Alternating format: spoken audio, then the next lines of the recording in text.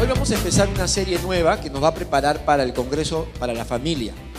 Viviendo en respeto y tolerancia es la serie, porque esto es uno de los valores que se construye justamente en casa, con nuestros hijos, con nuestras familias, esposos, padres, abuelitos. Pero este tema de la dignidad del hombre, usted tiene su hojita, puede seguir la prédica a través de la hoja. Es importante porque es parte de la cosmovisión. Ahora le vamos a recordar que es una cosmovisión. Pero antes quiero contarle algo que es parte de la historia del cristianismo. El misionero William Carey es un misionero muy conocido. Él es un misionero inglés del siglo XVIII. Y él es conocido como el padre de las misiones modernas, porque él tuvo la visión de Dios de ir con su familia a través de alguna ayuda de organizaciones. Por eso es que se considera una de las misiones modernas, porque él no fue por su cuenta, él no fue de manera aventurada, sino que reunió un grupo de personas y estas personas lo ayudaban en oración y también de las maneras con algunos recursos. Y él fue a la India. En la India, en ese siglo, había muchísima injusticia social. Habían castas. Es decir, el país de la India estaba subdividido en muchos grupos étnicos, religiosos, inclusive que a veces no podían tener paz o armonía. Entonces, este misionero, William Carey, va con su esposa y con sus hijos y empieza a predicar la palabra de Dios con mucha convicción de que Dios va a obrar en la India, como cuando nosotros empezamos también una etapa nueva de querer ganar a nuestra familia. Pero ¿sabes qué pasó? Pasaron los años y cuando cumplió 7 años en la India, él escribe en sus memorias, él escribía unas cartas que son conocidas también, que después de 7 años de predicar mañana, tarde y noche a toda persona, ¿sabes cuántas personas se convirtieron a Cristo? ¿Sabes cuántos tomaron la decisión de entregarse a Jesucristo? Ni una sola persona. ¿Cómo te sentirías tú? Bueno, yo creo que los que estamos hablando de Cristo a nuestra familia, año tras año, entendemos, ¿no? Hay un poco de tristeza, quizás algo de frustración. Así se sentía William Carey. Pero en esa sociedad, él observó algo muy triste que marcaba la ignorancia espiritual que tenía este país de la India. Él observó que había una tradición llamada Sati. Sati consistía en que cuando moría, por ejemplo, moría el hombre de la casa, ¿sabes lo que hacían? Agarraban a la viuda, le ponían una ropa muy bonita y donde estaba la tumba de su marido, prendían fuego y la arrojaban a la viuda. Eso es una realidad que estamos contando. Sucedió en el siglo XVIII y siglo XIX. Cristianos, averigüen, entren a internet, Sati. Y esto era una costumbre que se originó porque en la mitología hindú, Sati era la hija del dios Daksha. Daksha era un dios supremo. Y Sati se enamoró de Shiva. Pero Daksha no aceptaba a este joven, Shiva, y casi siempre lo maltrataba. Entonces, la mitología, la leyenda cuenta que un día hubo un enfrentamiento muy fuerte entre el padre de Sati y Shiva.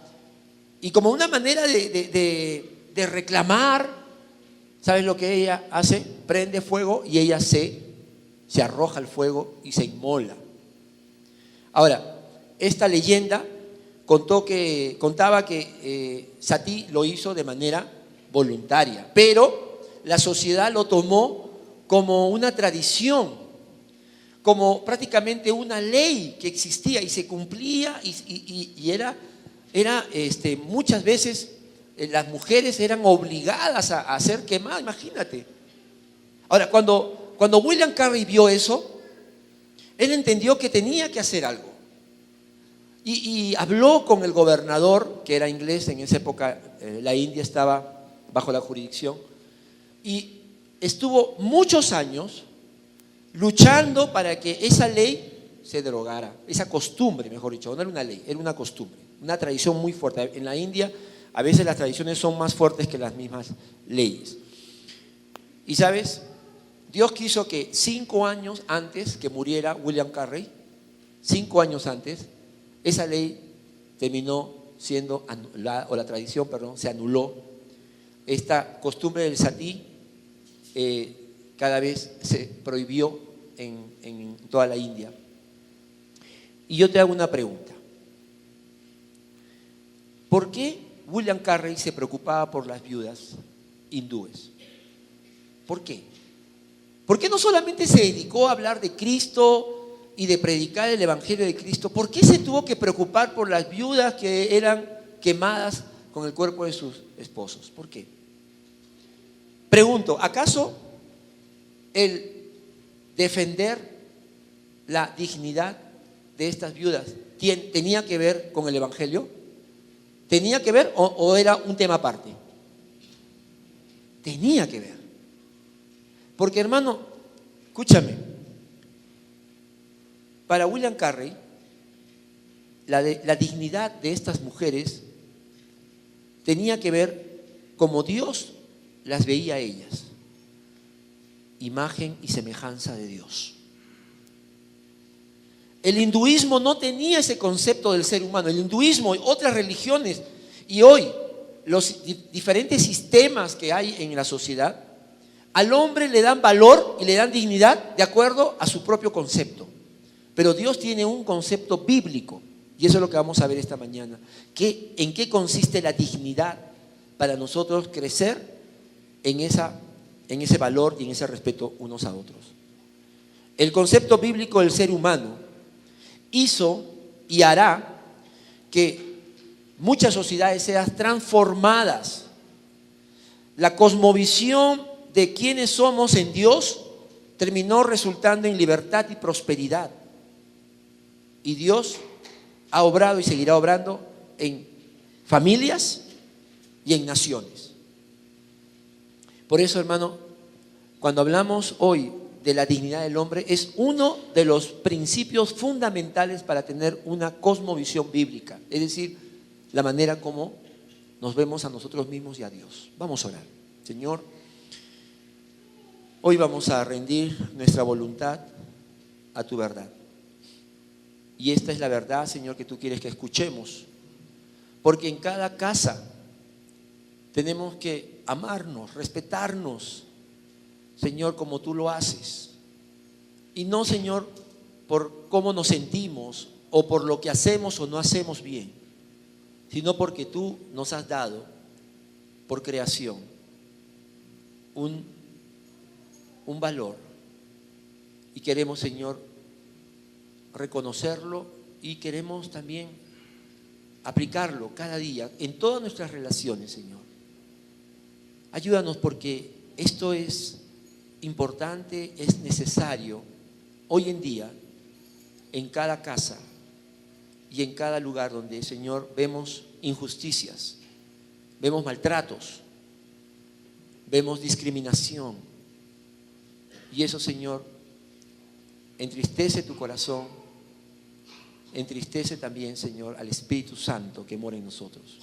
Te pedimos que hoy nos hables de manera muy especial a cada uno. En el nombre de Jesús, amén.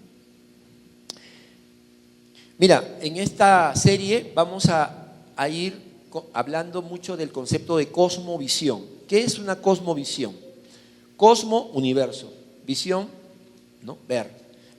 Si lo quieres de una manera sencilla, una frase muy sencilla, una cosmovisión es la manera como tú ves la vida. Y cuando digo la vida estoy hablando de Dios. ¿Cómo te ves a ti mismo? ¿Cómo ves a tus semejantes? ¿Cómo ves en general toda tu existencia? Esa es una cosmovisión. Y bueno, hay autores que dividen las cosmovisiones de diferentes tipos. Dicen, hay una cosmovisión capitalista, ¿no? O sea, uno vive solamente para el trabajo, para la riqueza. Y entonces, si tienes plata, eres alguien en este mundo, ¿no? Si no tienes plata, eres un fracasado. Ya esa es una cosmovisión capitalista. Otros autores dicen, hay una cosmovisión liberal, es decir, donde el hombre se ha puesto, ¿no? En el centro de la existencia. No existe Dios, todo es permitido, ¿no? Yo voy a vivir como me plazca mi vida, por lo tanto puedo elegir mi opción sexual, etcétera, etcétera. Liberalismo. Pero hay una cosmovisión bíblica, y de eso se trata este mes, de que nosotros podamos tener un sistema de principios fundamentales, conscientes o inconscientes, que funcionen en conjunto para darle sentido a nuestro mundo y a nuestra vida. Ese es un concepto teórico de lo que es cosmovisión. Y lo que queremos este mes es, vamos a sembrar 3 principios fundamentales. La dignidad del hombre es el primero. La siguiente semana vamos a ver el segundo tema, que tiene que ver con el respeto y la tolerancia. Y este conjunto de principios que Dios nos ha dejado en su palabra no consiste en versículos que yo me sé de memoria o historias de personajes. No, la cosmovisión no tiene que ver con conocimiento. La cosmovisión tiene que ver con tú y yo creer, aceptar y ser transformados por los principios de la palabra. Porque todos nacemos con prejuicios, con conceptos que el Señor quiere cada vez más purificarlos. Hoy vamos a ver las 3 verdades que tienen que ver con la dignidad del hombre.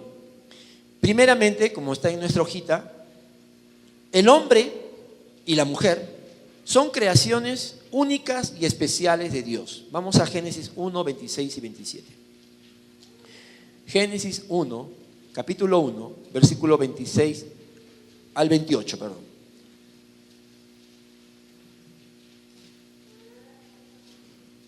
Mira, vamos a ir reforzando nuestro conocimiento, pero para ir armando una cosmovisión que nos permita hallar la identidad que Dios nos ha dado. Dice el versículo 26 al 28. Y dijo, hagamos al ser humano a nuestra imagen y semejanza, que tenga dominio sobre los peces del mar y sobre las aves del cielo, sobre los animales domésticos, sobre los animales salvajes y sobre todos los reptiles que se arrastran por el suelo. Y Dios creó al ser humano a su imagen, lo creó a imagen de Dios, hombre y mujer los creó. En estos 2 versículos resalta bastante la palabra imagen, semejanza. La dignidad del ser humano no está en las acciones que hagamos, no está en las posesiones, sino está en el valor que Dios nos ha dado. ¿Sabes qué? Toda persona tiene valor por creación, porque Dios le ha dado imagen y semejanza divina. Ahora, ¿qué quiere decir esto? Bueno, estas palabras en hebreo significa que es el reflejo de una realidad. ¿Cuál es la realidad que nosotros estamos reflejando? ¿Sabes cuál es la realidad? Toda persona, todo ser humano, cuando está caminando, está trabajando, lo que sea, o simplemente existiendo, está reflejando una gran realidad, la realidad de que somos creación de Dios. Hay un Dios que existe. No importa si la humanidad, el ateísmo, el agnóstico, etcétera, etcétera, no lo quiere reconocer. El hecho de que estemos vivos, el hecho de que tengamos facultades, que ahora vamos a ver en la Biblia, refleja una realidad a gritos. Dios existe, Dios nos creó, somos creación, somos obra de Dios. Ahora, antes que nos pongamos medios así orgullosones y digamos, wow, o sea, yo tengo el look de Dios, un ratito, aguanta, no estamos diciendo eso. ¿Qué es imagen y semejanza? Es el reflejo. Pero ¿sabes qué? Vamos a ubicarnos. Nunca vamos a hacer un reflejo fiel y exacto de Dios. ¿Por qué? Porque Dios es perfecto. ¿Y el hombre cómo es? Imperfecto. O sea, nos vamos ubicando, ¿ya? Dios es el Todopoderoso y nosotros somos, bueno, limitados, ¿no? Dios todo lo sabe, omnisciente. Nosotros tenemos cierta capacidad dada por Dios y con eso hacemos pues muchas cosas, muchos inventos y la tecnología, pero no se puede comparar con todo lo que Dios sabe, etcétera, etcétera, ¿no? Dios, infinito, eterno. Nosotros nacemos, morimos, pero el Señor también ha querido que tengamos una eternidad. Entonces, para entender esta imagen y semejanza, imagínate la luna, ¿ya? Así somos nosotros, como la luna. No estoy diciendo que estás en la luna, es diferente. Somos como la luna. ¿Por qué? Porque la luna es un astro que refleja la luz ¿de quién? De un astro mucho más grande, ¿verdad? Que es el Sol. Ahora, ¿tú sabes cuánto de esa luz que recibe la luna es la que finalmente refleja la Tierra? ¿Tú sabes cuánto de por ciento es? Solamente el 10%. O sea, el 90% de toda la luz del sol, la luna no lo puede reflejar. Bueno, así también lo creó Dios. Es igual. Nosotros tenemos un reflejo de la realidad divina, de un Dios que no lo vemos, pero existe. Y Él ha puesto en nosotros características, facultades que Él tiene, pero que nosotros reflejamos de una manera limitada. Ahora, vamos a ver en la Biblia las 5 características que Dios nos ha dado y por lo cual somos imagen y semejanza de Dios. Número 1, el hombre tiene dominio sobre la tierra. Génesis 1:26. Puedes apuntar la cita. Génesis 1:26 dice: y dijo, hagamos al ser humano a nuestra imagen y semejanza. Y pon ahí, que tenga, ¿qué cosa? Dominio sobre los peces del mar y sobre las aves del cielo y sobre los animales domésticos, sobre los animales salvajes y sobre todos los reptiles que se arrastran por el suelo. Dios es el soberano, es el dueño de todo, a Él le pertenece, dice, mío es todo, la tierra, su plenitud, el mundo, los que en él habitan. ¿Y qué nos ha dado?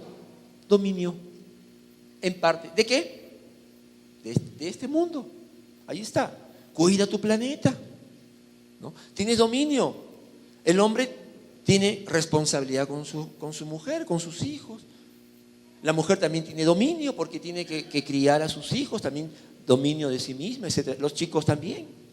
Segundo, el hombre tiene una vida eterna. Génesis 2:7, ahí en el mismo capítulo, Génesis 2:7, dice: y Dios el Señor formó al hombre del polvo de la tierra y sopló en su nariz, mira, hálito de vida. En el hebreo es ruaj, espíritu de vida. Y el hombre se convirtió en un ser viviente. En otras palabras, escúchame, el hombre es el único ser creado que tiene espíritu, la capacidad de comunicarse con Dios. Ese hálito de vida es una vida espiritual. En lo que Dios creó, las cosas, los animales, las plantas, hay vida. Pero Dios no lo sopló, no le dio ese hálito, esa facultad espiritual de relacionarse. Por eso es que tú no ves, aunque ahora, ¿ustedes han visto a perros orando por Facebook? Yo he visto. Qué loco, ¿no? Pero no están orando. ¿Saben ustedes qué están haciendo, no? Simplemente lo hacen porque les han enseñado, ¿no? Ustedes no ven. Entonces, el hombre sí tiene ese hálito, ese espíritu Por eso dice que el hombre, en Eclesiastés capítulo 3 dice que el hombre, Dios puso eternidad en el hombre. Por eso el hombre quiere trascender, porque ese es el espíritu de vida que Dios nos ha dado. Y nuestro Dios es espíritu, es vida. Tercero, el hombre tiene sentimientos. Génesis 2:18. Así como Dios también tiene sentimientos, porque Dios ríe, Dios llora, Dios se entristece. Dice 2:18. Luego el Señor dijo: no es bueno que el hombre esté solo, le voy a hacer una ayuda adecuada. Somos seres emotivos, porque no provenimos de un Dios que no se compadece, ¿no? Que no, como esos dioses de la mitología, ¿no? Imagínate esa mitología hindú que te conté, de Sati, ¿no? De Daksha, de esos dioses inclementes, ¿no? Cuarto, el hombre tiene inteligencia. ¿Cuántas esposas dicen amén? Nadie. Allá. Muy bien, en casa hablamos. Génesis 2:19. Entonces Dios el Señor formó de la tierra toda ave del cielo y todo animal del campo. Y mira lo que hace Dios: se los llevó al hombre para ver qué nombre les pondría. El hombre les puso nombre a todos los seres vivos y con ese nombre se les conoce. Dios es un ser inteligente, un ser que conoce, que tiene actividad cognoscitiva. Entonces a nosotros nos ha dado una partecita. Y mira, y con eso, ¿qué hizo Adán? Dijo: yo le pongo nombre a todos los animales. Imagínate, ¿qué tal capacidad? Estaba, ¿no? También sin pecado, ¿no? Y así también nosotros vemos que el hombre tiene bastante capacidad intelectual. Y por último, número 5, el hombre tiene voluntad. Génesis 2 del 16 al 17. El hombre tiene voluntad, porque Dios también tiene voluntad. Y le dio este mandato: puedes comer de todos los árboles del jardín, pero del árbol del conocimiento del bien y del mal no deberás comer. El día que de él comas, ciertamente morirás. Ahora, a veces nosotros, la creación limitada, infinita, nos ponemos en el plan de juzgar a Dios. Ay, Dios, mira, todo estaba bonito. Nos diste inteligencia, nos diste eternidad, bla, bla, bla, bla, bla. Nos diste un jardín precioso. ¿Para qué pusiste ese árbol ahí? Mira, Señor, si no hubieras puesto ese árbol, ni hubieras dicho que no coman, ahorita estaríamos todos felices en el Edén. Pero escúchame, Dios nos ha dado voluntad. ¿Y por qué Dios puso? No, hagamos esa pregunta. ¿Y sabes por qué? Porque Adán y Eva tenían que mostrar a Dios cuánto lo amaban. Porque en la Biblia el amor no son palabras, como tampoco debe serlo en nuestras familias. El amor es a través de acciones. La Biblia dice que el que ama a Dios tiene que obedecer su palabra. Entonces, esta pareja tenía todo. Esta pareja tenía el lugar más hermoso del universo. Tenía a Dios como su padre, su creador. Se tenían uno al otro. Tenían todo. Y Dios le dice: para mostrarme tu amor, dejo ese árbol ahí. Cada vez que tú dejas de comer ese árbol, resiste la tentación, estás diciendo: gracias, Dios, gracias, y te amo, y por eso no lo como, por eso obedezco tu palabra. Mira, la voluntad se ejerce para mostrarle a Dios nuestro amor, nuestra gratitud. Entonces el hombre, mira, ha recibido en el pasaje de la Biblia que hemos visto estas características que son un reflejo de la grandeza de Dios. Y toda persona lo tiene. Pero tú dirás: pero yo veo que no todos somos iguales. Sí, y eso viene a raíz del punto 2. Porque la caída del hombre revela su miseria y la misericordia divina. Lo segundo que vemos es: ahora el hombre va a perder, va a manchar esta imagen y semejanza de Dios. No la pierde, perdón, la mancha, la desfigura. La caída del hombre revela su miseria. Miren Génesis 3 del 1 al 9. La serpiente era más astuta que todos los animales del campo que Dios el Señor había hecho, así que le preguntó a la mujer: ¿es verdad que Dios les dijo que no comieran de ningún árbol del jardín? Mira Satanás. Acá vamos a ver dos mentiras que Satanás le dice a Eva y que hasta ahora lo sigue haciendo a la humanidad, por lo cual no logramos depender totalmente de Dios. Número uno, dice: ¿es verdad que Dios les dijo que no comieran de ningún árbol del jardín? Está sembrando la mentira de que Dios no nos ama como Él dice, que Dios no es bueno. Podemos comer del árbol de todos los árboles, del fruto de todos los árboles, respondió la mujer, pero en cuanto al fruto del árbol que está en medio del jardín, Dios nos ha dicho: no coman de ese árbol, ni lo toquen, de lo contrario morirán. Eva añade a las palabras de Dios que le dijo a su esposo Adán. Pero la serpiente le dijo a la mujer: no es cierto, no van a morir. Dios sabe muy bien que cuando coman de ese árbol se le abrirán los ojos y llegarán a ser como Dios, conocedores del bien y del mal. ¿Cuál es la segunda estrategia que Satanás lanza a Eva? Y ella cayó. Mira, si tú no obedeces a Dios, te va a ir bien. Si tú no tienes que obedecer a Dios. Dios había dicho que no coman. Y le dice: come nomás. Al contrario, ¿cómo te vas a sentir? Como Dios. Esa es la estrategia de Satanás. Nos dice a cada rato: mira, la palabra de Dios es muy dura, muy aburrida, muy exagerada, muy radical. Ahí dice que hay que amarnos entre todos. Ahí dice que hay que perdonarnos. No se pase, ¿cómo vas a perdonar eso? ¿Cómo vas a amar a esa persona? Dios mío, ¿no? Yo te cuento que esas son cosas que uno tiene que, o le cree a Dios o no lo cree. Yo te voy a contar que yo tuve cuando llegué a Arequipa, tuve que aprender a amar a una persona en especial. ¿Sabes quién era? Era un vigilante. Un vigilante que era bien hablador, bien chismoso. Y me habían dicho: tengan cuidado con ese vigilante, vecino, porque habla de más. Entonces yo, como quizás algunos, tratando de cuidar, ¿no?, una buena relación, saludar, nada más. Pero siempre por ahí decía: el vigilante está diciendo que usted iba tarde. ¿De dónde viene? Y dice: oye, ¿quién me está mirando? Y cosas. El vigilante dice que en su casa hay mucha gente. ¿Qué están haciendo ahí? Mira, no sé si tú tienes un vigilante así. Y un día dije: bueno, Señor, tu palabra dice que hay que amar a todos, que todos somos iguales delante tuyo. Y voy y le comienzo a hablar.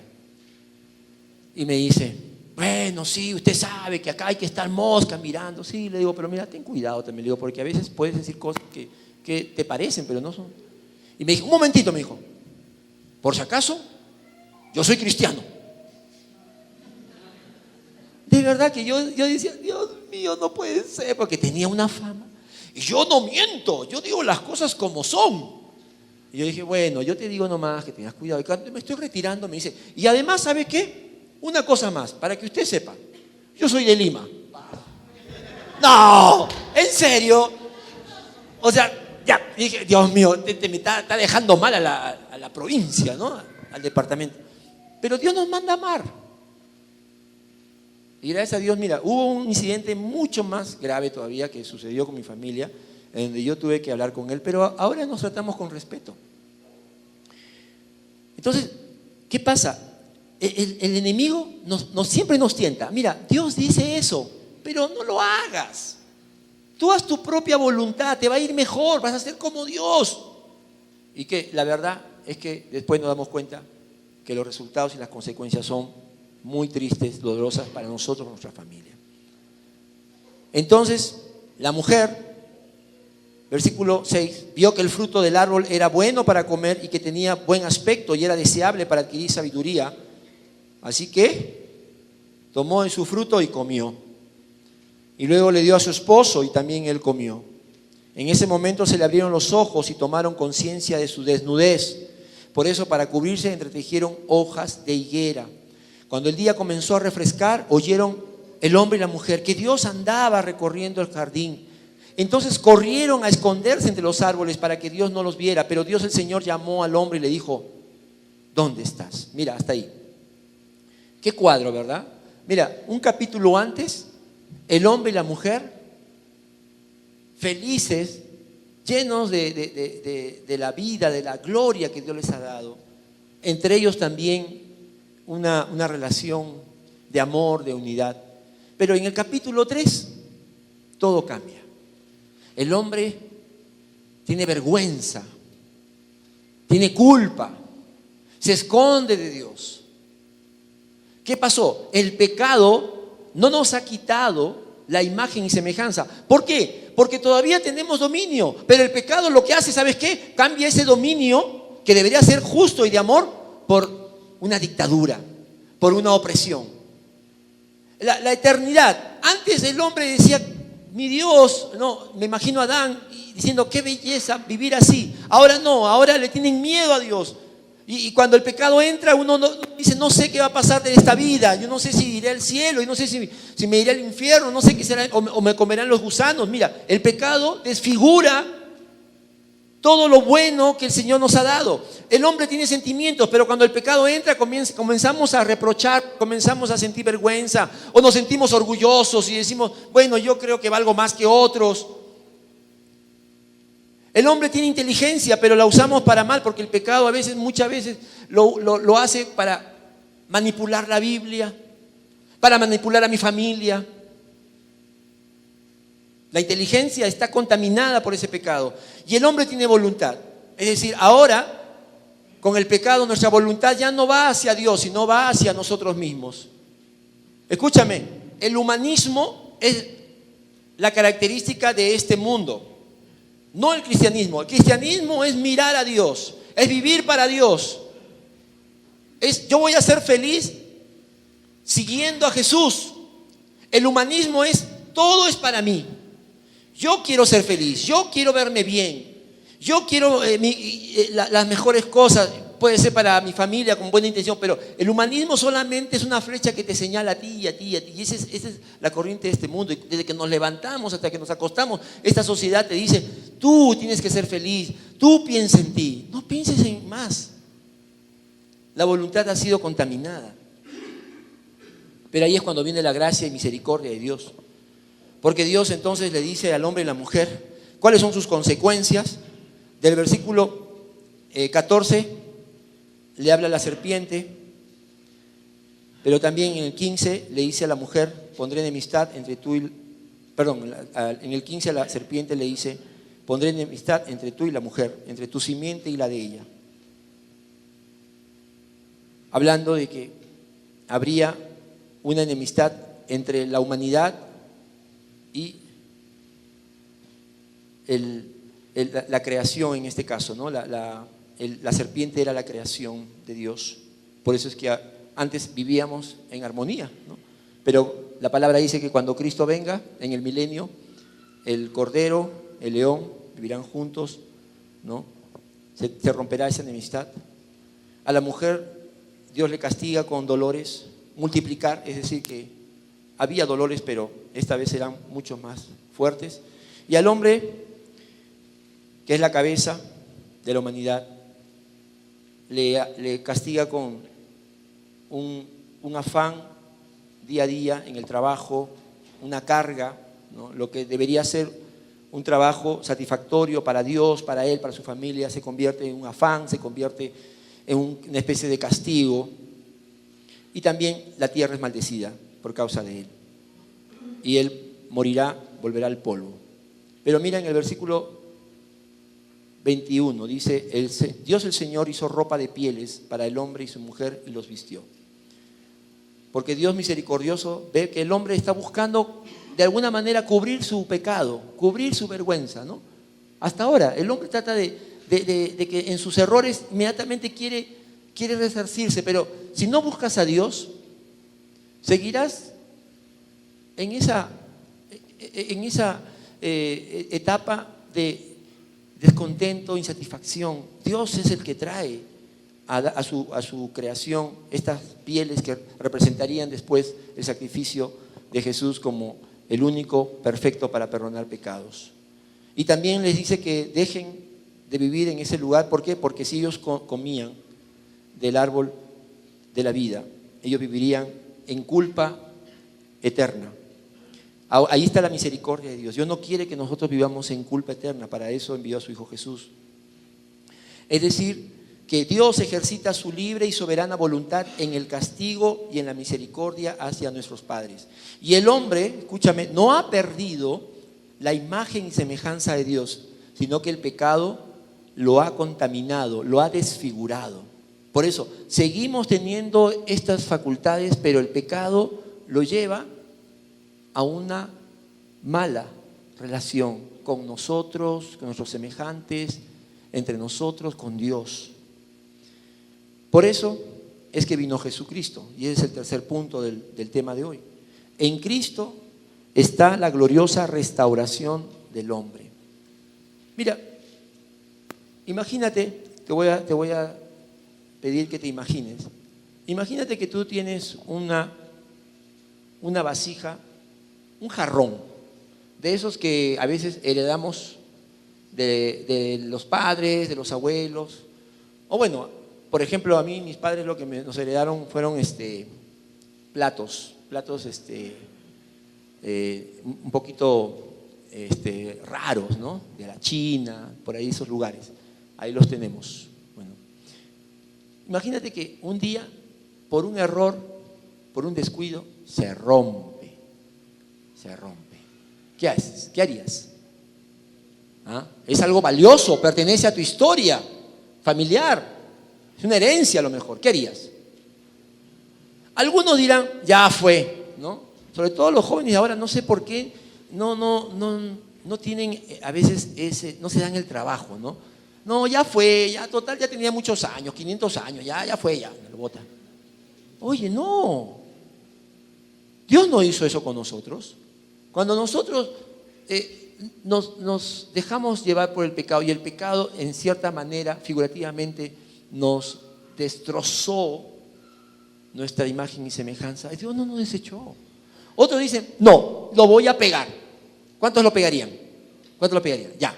Entonces vas y te compras tu tris, te compras tu terocal, lo que sea, y lo pegas. Mira que se sacó la mugre, lo pegas.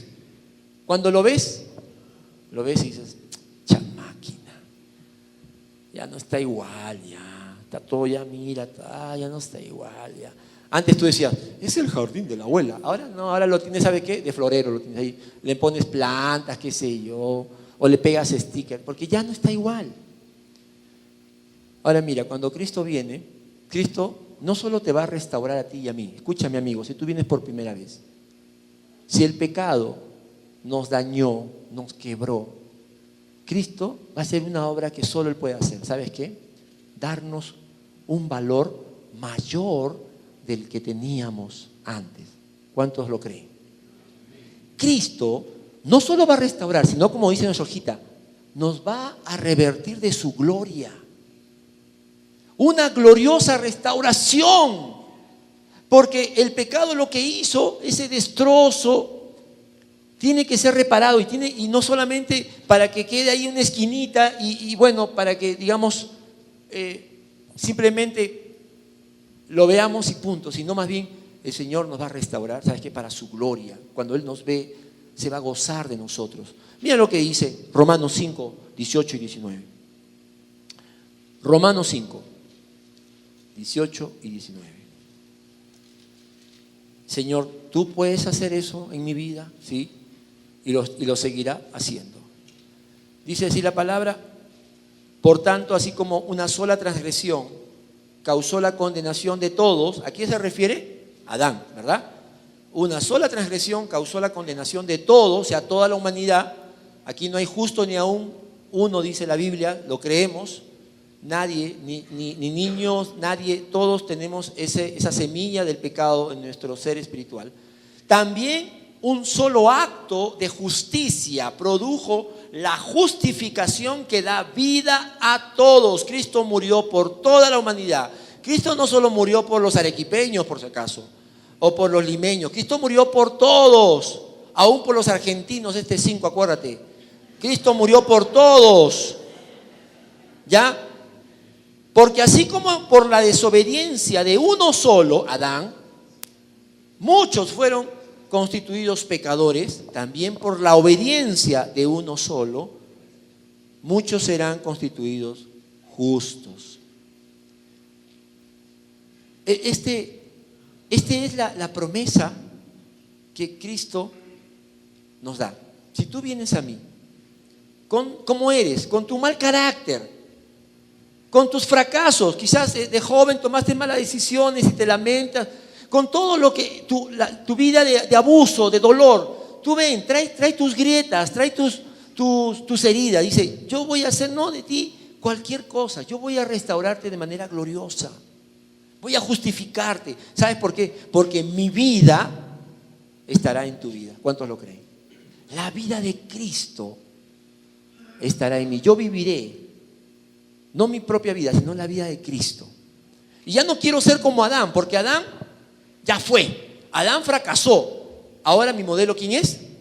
Cristo, el Hijo de Dios, el Hijo obediente de Dios. Y sabes que ahora los que le hemos entregado a Cristo nuestra vida, estamos en esa transformación. A través de la regeneración del Espíritu Santo, a través de la santificación, Cristo va conformando un nuevo hombre a su imagen. Pero también Cristo va a venir por segunda vez. Y cuando venga por segunda vez, ¿sabes qué? Él va a completar la obra. Porque ahorita estamos, ¿sabes qué? Estamos en proceso, ¿no? Podemos poner acá un letrero que diga, ¿no? Cristo está trabajando en mí. Cristo está trabajando en mí. ¿Te das cuenta? Todavía no hemos llegado a la altura, a la imagen, a la estatura del Hijo de Dios. Pero cuando Cristo venga, vamos a ser como Cristo. ¿Cuántos lo creen? Y vamos a ser revestidos de algo mucho más grande. ¿Sabes por qué? Porque los que estamos en Cristo tenemos bendiciones que no hubiésemos alcanzado sin Él. Por ejemplo, ser hijos de Dios. Juan 1:12, ¿no? Más a los que le reciben, a los que creen en su nombre, les dio la potestad de ser hechos hijos de Dios. Mira, qué privilegio. Ya no ser su creación, sino ser su hijo, parte de su familia. Pablo dice en Romanos 8:17 que si somos hijos también somos herederos y coherederos con Cristo. O sea, finalmente estamos recibiendo más de lo que antes teníamos, porque ahora somos hijos, somos coherederos. Y Pedro dice en capítulo 2, 1 de Pedro capítulo 2, versículo 9, que somos el linaje escogido, el real sacerdocio, la nación santa, el pueblo adquirido por Dios. Por lo tanto, ese jarrón o esa reliquia que se contaminó, se rompió con el pecado, ¿sabes qué? Ahora tiene más valor. Y esto tiene que ver con algo que aprendí esta semana. Los japoneses cultivan un arte que se llama el kintsugi. El kintsugi. ¿Qué es el kintsugi? Pues ellos, cuando tienen alguna pieza en casa antigua, que es de la familia, y se rompe, porque puede pasar, en las mejores familias pasa, ¿sabes lo que ellos hacen? Ellos tienen una técnica y lo pegan con oro. No sé si han visto ustedes. Bueno, yo he tenido unas fotos, imagínense. Imagínate esos jarrones con un montón de rajaduras, grietas que se han roto en 1000 pedazos, pero todo eso está unido con oro. Ese es el kintsugi, que significa en japonés carpintería de oro. Y también los platos, esos platos hermosos, ¿no? Pintados a mano, todos rotos, tú los ves pegados con oro. ¿Sabes por qué? Porque la filosofía que hay detrás de eso, la idea que ellos tienen, es que las roturas y las grietas forman parte de la historia de ese objeto. ¿Me entiendes? O sea, se cayó pues, se rompió, se hizo 1000 pedazos, pero no lo voy a desechar. Eso es parte de su historia y lo voy a unir con oro porque no lo voy a esconder, sino más bien lo voy a embellecer para poner de manifiesto su gran valor, su transformación y que sigue siendo parte de nuestra familia. Ese es el Kintsugi. Y eso es lo que Jesús hizo con nosotros. Cuando nosotros nos descarriamos y perdimos la obediencia y el pecado ocultó, ensombreció la dignidad, el Señor no nos desechó, sino que vino, y no con oro, sino con su sangre preciosa, nos restauró. Y ahora tenemos más valor para Dios, porque somos sus hijos amados, somos los herederos, y somos ahora la iglesia que predica de que en Cristo hay una vida mejor, abundante. ¿Cuántos lo creen? Por lo tanto, ¿sabes qué? Yo no voy a ocultar mis fracasos. Al contrario, voy a mostrar mis grietas, mis heridas, mis imperfecciones, pero también al mismo tiempo cómo la sangre de Cristo me ha restaurado para Él. Amén. Y eso te da dignidad, eso te da valor. No tu dinero, no tu título, no donde vives, no tu familia, sino lo que Cristo hizo en la cruz a través de su sacrificio y su sangre preciosa. Amén. Vamos a orar. Cierra tus ojos.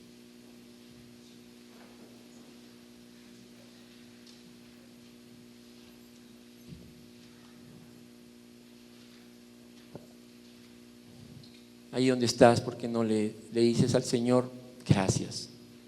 Porque no me desechaste, Señor, sino me restauraste. Díselo. Yo creo que el Señor es digno de toda gloria, honra. Ora, alábale.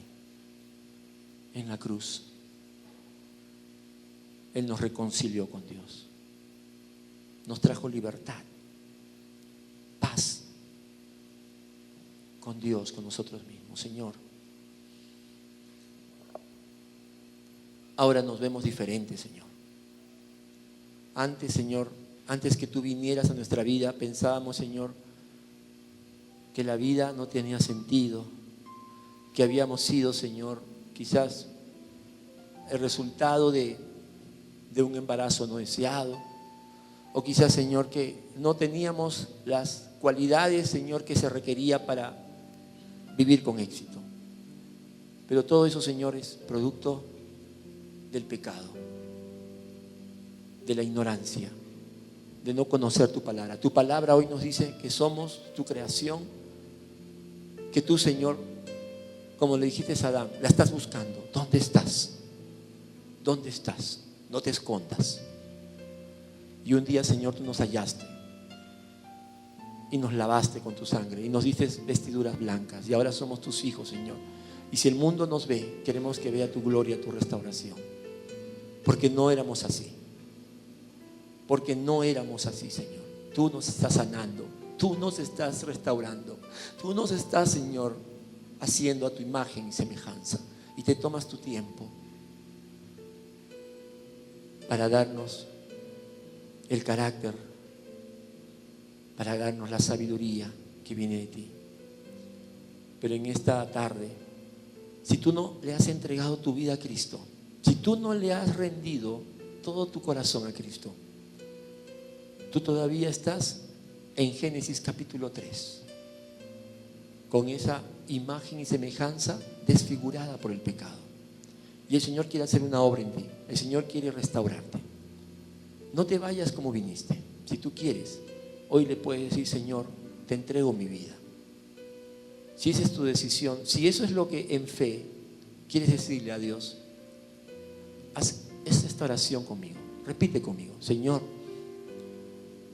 yo reconozco que yo me alejé de ti, no te conocía, vivía bajo mis propias reglas, pero ahora he escuchado que tú moriste en la cruz, y eso, Señor, me impacta. Cuánto amor me muestras tú al morir por mí. Quiero entregarte mi vida, Señor. Quizás no entiendo, no conozco mucho, pero una cosa sé, y es que tú moriste en la cruz, y yo soy un pecador, una pecadora, y solo tu sangre preciosa puede perdonarme, limpiarme y restaurarme, y darme esa dignidad, esa imagen y semejanza perdida por mis propios pecados. Te recibo, abro la puerta de mi corazón y te digo, entra Jesús. Sigamos orando. Si tú hiciste esa oración, mira, la oración no salva a nadie, lo que salva es la fe. Si lo hiciste con fe, Dios te ha escuchado y hoy Él escribe tu nombre en el libro de la vida eterna.